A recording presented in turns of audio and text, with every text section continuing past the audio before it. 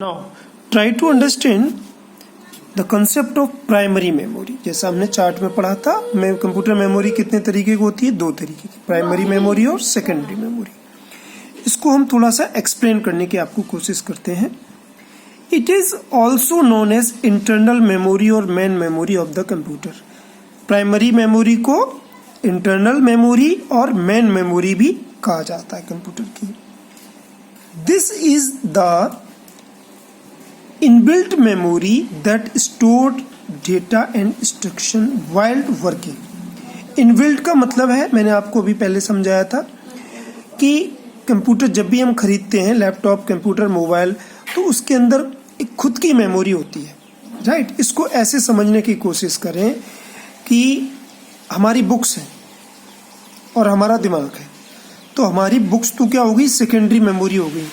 और हमारा दिमाग जो बुक्स को पढ़ने में काम में आता है उसको हम क्या बोलते हैं? Primary memory. तो जो भगवान ने जब हम आप पैदा हुए हैं तो ब्रेन दिया है, ब्रेन में मेमोरी है, तो ये क्या होगी? इनबिल्ट, ऑटोमेटिकली पहले से ही है। A computer can not run without primary memory. अब कोई भी कंप्यूटर जब तक उसके पास प्राइमरी मेमोरी, खुद की मेमोरी नहीं है, तब तक रन नहीं हो सकता है। It is referred as a working memory of a computer and it is very costly. और जब भी कंप्यूटर ऑन होता है और जब भी कोई काम करता है तो वो अपनी प्राइमरी मेमोरी में ही काम करता है, सेकेंडरी मेमोरी का सपोर्ट लेता है। प्राइमरी मेमोरी भी दो तरीके की होती है। एक होती है रैंडम एक्सेस मेमोरी, एक होती है रीड ओनली मेमोरी। इसको मैं आपको एक जर्नल वे में समझाने की कोशिश करता हूँ। ध्यान दो आप, जब हम आप सोते हैं, है ना, तो हमारा आपका ब्रेन काम करता है, सपने आते हैं हमें आपको, यस बिल्कुल आते हैं।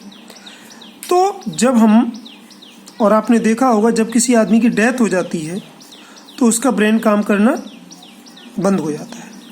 तो जब आदमी का ब्रेन, मतलब डेथ हो गई है या आदमी कोई सो रहा है, मैं अभी बात कह रहा हूँ कि जब आदमी की डेथ हो गई तो ना तो उसके अंदर रैंडम एक्सेस मेमोरी रहती है और ना उसके पास रीड ओनली मेमोरी होती है। दोनों ही प्राइमरी है, डेथ होने पे दोनों ही खत्म हो जाती हैं। लेकिन अगर आदमी जिंदा है, तो अगर आदमी जीवित है, जीवित में भी जग रहा है और सो रहा है, ठीक है।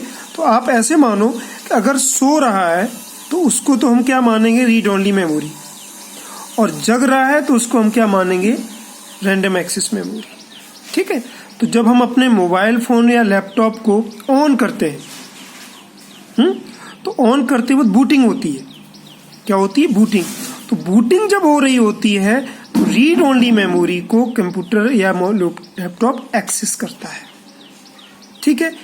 और जब हम कोई ऑन हो गया आपका फोन या मोबाइल, जब हम उस पर काम करना शुरू करते हैं तो उस समय जो मेमोरी यूज कर रहा होता है आपका लैपटॉप या कंप्यूटर सिस्टम, वो कौन सी कर रहा होता है?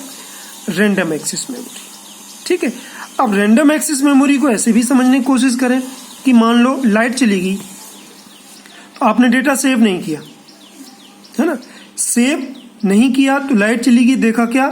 सारा डेटा उड़ गया, है ना। तो आप किस में काम कर रहे थे उस वक्त? रैंडम एक्सेस मेमोरी के अंदर। लेकिन रोम क्या है? लाइट रहे ना रहे, चली जाए, तो इसको तो हम बोलेंगे मेन, जो ब्रेन कंप्यूटर का होता है वो क्या होता है? Read only memory. Read only memory means computer read करता है और अपने आप के बारे में जानता है कि मैं कौन हूँ। इसको ऐसे समझने की कोशिश करें।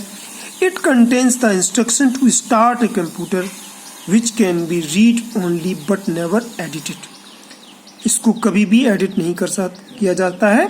और जब कंप्यूटर स्टार्ट होता है तो सबसे पहले कौन सी मेमोरी को पढ़ता है? रोम को। इसको और मैं एग्जांपल एक दूं, जब हम नींद में होते हैं, नींद के बाद हमें कोई अगर जगाता है, तो किसी ने अगर मुझे आवाज दी तो हम एकदम ब्रेन नहीं काम करता है। It takes some fraction of second to reboot the human brain into the random access memory. तो इंसान का ब्रेन भी थोड़ा सा समय लेता है कि वो काम करना शुरू करे। आप सो के एकदम जगो, है ना, तो ऐसा नहीं कि आपके सामने कोई खड़ा है उसको आप एकदम पहचान लोगे। It takes some time. तो आप ऐसे समझें कि जब इंसान जगता है तो अपने रीड ओनली मेमोरी को एक्टिवेट करता है, और जब प्रॉपर्ली जग जाता है तो रीड ओनली मेमोरी तो एक्टिवेट होती है, उसके साथ में जब ब्रेन काम करना शुरू करता है तो किस में काम करना शुरू करता है, रैंडम एक्सेस मेमोरी। और ये रैंडम एक्सेस मेमोरी किसके साथ वर्क करती है, सेकेंडरी जो स्टोरेज है। तो ये जो रैम है ये किसके साथ वर्क करती है, सेकेंडरी स्टोरेज के साथ में। और सेकेंडरी स्टोरेज में इतनी सारी hard disk, floppy disk, CD, DVD, इनके साथ ये बारी बारी से काम करती रहती है। यानी कि रैम जो है हार्ड डिस्क, फ्लॉपी, सीडी, इन सब से कम्युनिकेशन करती है और अपना संबंध रखती है। लेकिन रोम डायरेक्ट प्राइमरी मेमोरी जो कंप्यूटर की इनबिल्ड मेमोरी है उसके साथ कम्युनिकेट करती है। तो कंप्यूटर जब वर्क कर रहा होता है, जो समरी है, जब कंप्यूटर वर्क कर रहा होता है तो कौन सी मेमोरी को एक्सेस करता है, रैम को। और रैम जो है वो डायरेक्ट कम्युनिकेट करती है सेकेंडरी मेमोरी से, जैसे hard disk, floppy disk, CD disk, DVD और पेन ड्राइव। ठीक है, मैंने थोड़ा सा कोशिश की आपको समझाने के लिए, और आप भी कोशिश करेंगे समझने के लिए, तो कंसेप्ट को क्लियर करना ज़रूरी है। ठीक है, थैंक यू।